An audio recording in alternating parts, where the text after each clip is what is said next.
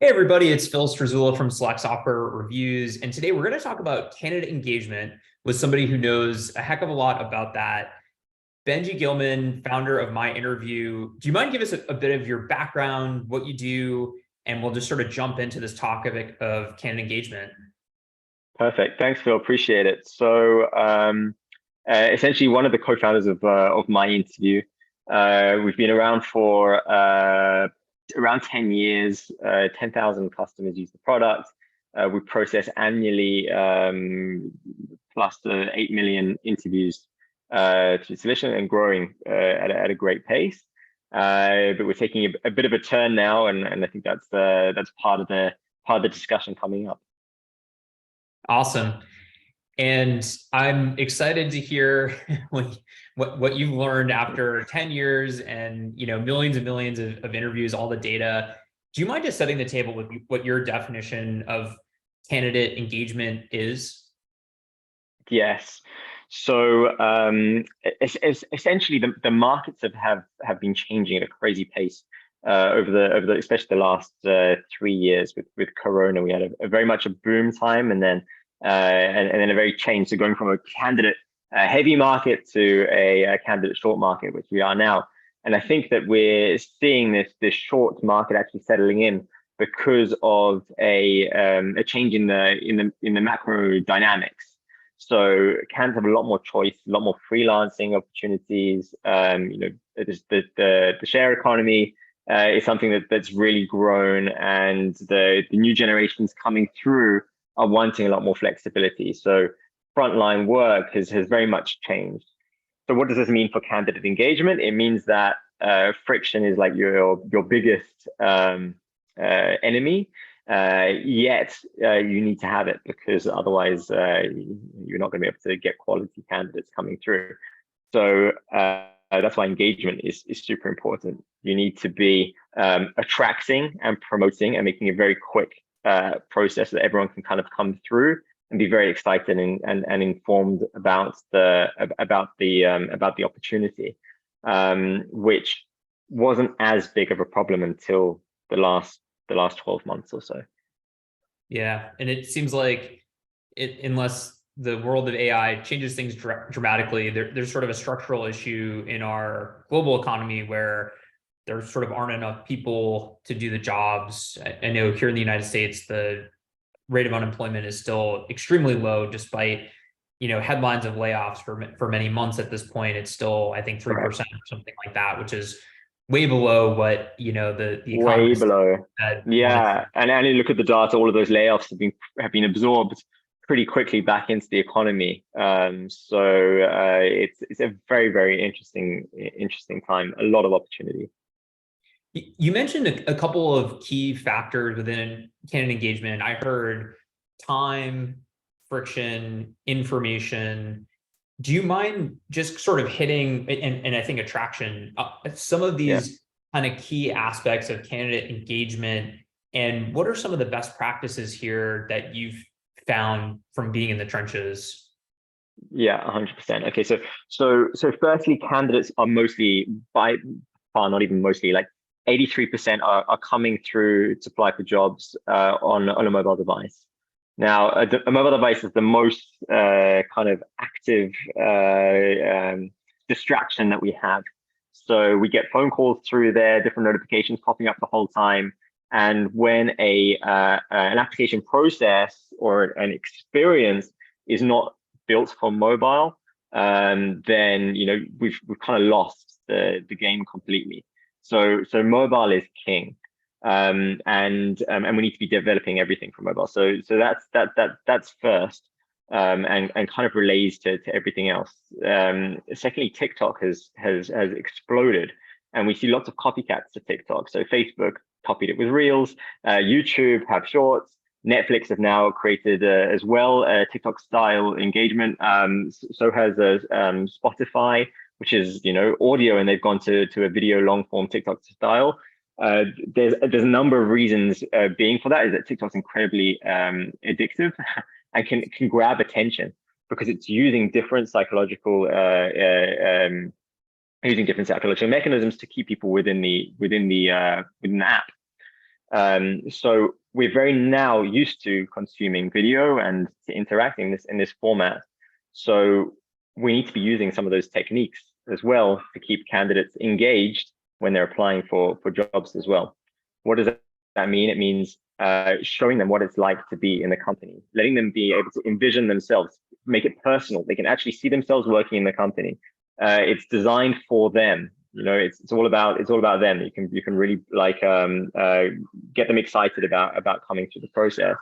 It's not going to take a whole lot of time. They don't need to upload files. You can't upload a file on a mobile. It's just not going to happen. So resumes are out the door completely. We need to capture that information in a very quick way because there's a lot going on.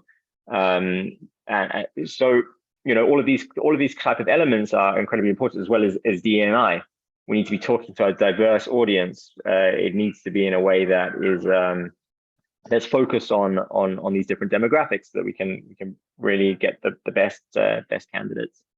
So quite a big explanation for that, but that's the way we see it. And do you think this is particularly relevant for Gen Z workers who are now sort of graduating from high school and college and going to make up, I don't know when, but the majority of the workforce at some point? Yes, it's incredibly relevant for Gen Z.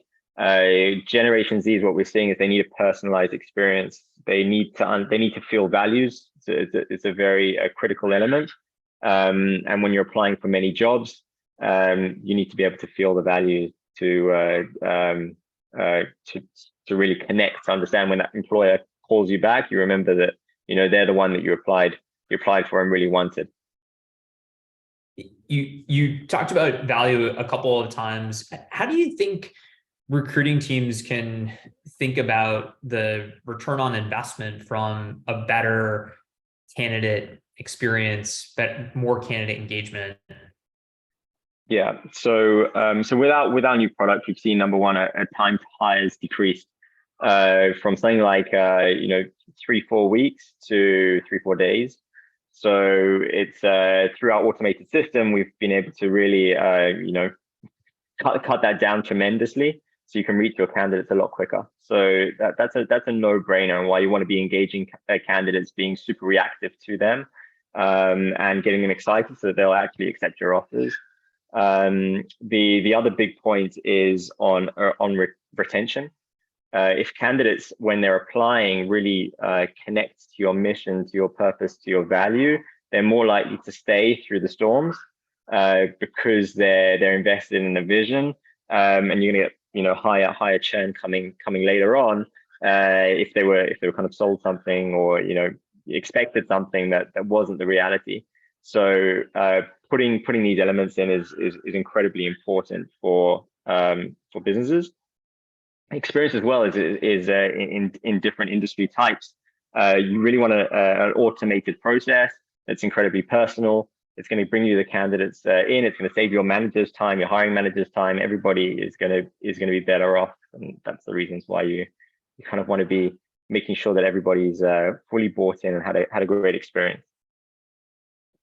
Yeah, and I would imagine going from 3 to 4 weeks to 3 to 4 days, the other kind of key probably metric that impacts is conversion rate throughout the funnel. If you're able to move quickly, that means that you're going to win that candidate versus your competition that is, giving them an offer 3 days after they've started with you or something like that.